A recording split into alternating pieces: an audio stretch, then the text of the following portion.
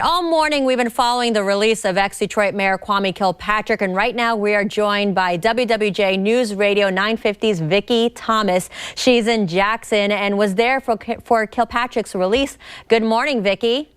Good morning. Yeah, he has been released. He's somewhere on I-94 westbound at this point. Now, can you set the scene for us? He was released around 6:15 this morning, about 15 minutes earlier than most had expected. What did it look like? What did he look like? Wow, he looked really, really happy. He looked healthy. He's a slimmer version of the Kwame Kilpatrick that most of us remember. He walked out of the business office here at the Michigan Department of Corrections, as you said, at about 6:15 this morning, a free man. He smiled and hopped into a Cadillac Escalade when he emerged from the building wearing blue jeans and a peach-colored shirt.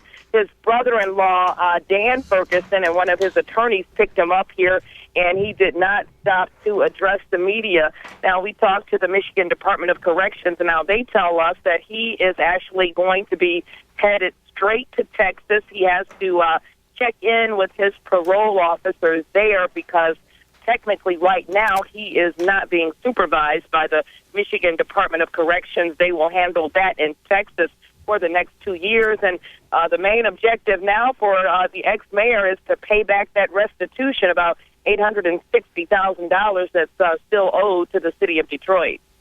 Now, was his Escalade, did it have a state police escort or no? Yeah, they were really concerned about security. You know, I was really taken aback when I first arrived here because there were armed officers everywhere with assault rifles, and, you know, it was dark outside, so initially I didn't even see the ones on top of the roof of the building, but they were very serious about protecting him to make sure that he got off the ground safely. So, you know, they knew that he's a high-profile figure, and they just did not want to take any chances. And I'm not quite sure if the state police are escorting him to the airport, presumably, but we do know that they escorted him out of the business office here at the Michigan Department of Corrections.